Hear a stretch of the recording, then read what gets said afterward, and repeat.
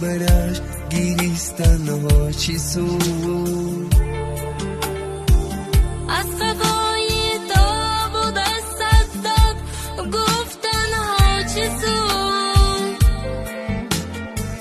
حالت کی زنده بود قدرش نکردی نوخنا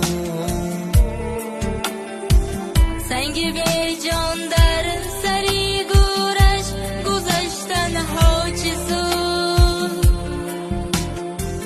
حالت کی زنده بود قدرش نکردی نوخنا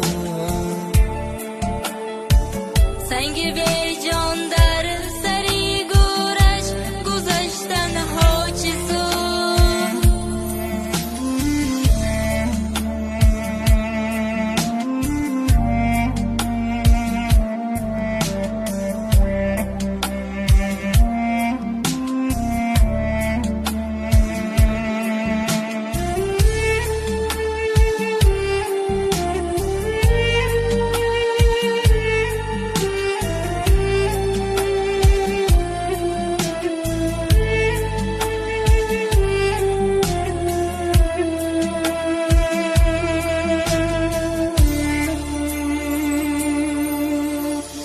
سال ماه خواب بود بیمار نرفتی دیدنم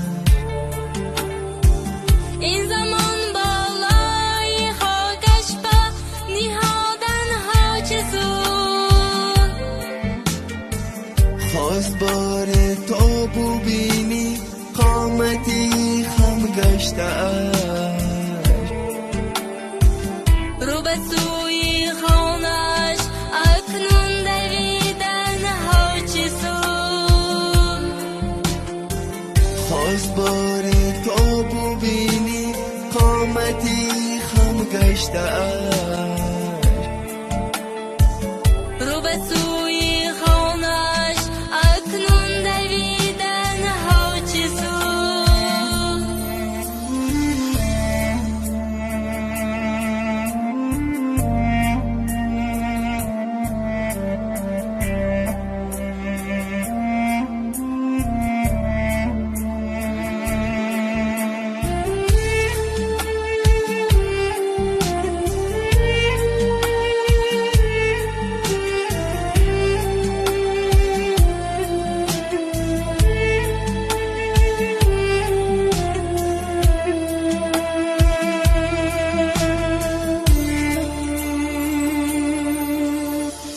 سه و هفت و 40 سالش این همه بیهوده است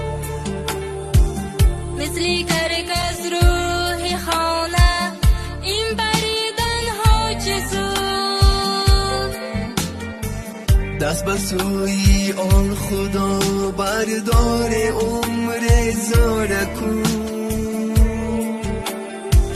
تا به درگاه اوست از این از آنها چه سود تو یقین دان طرز فرزند این دفاعی والدین و نه از این بودنی ما و تو در دنیا چی سود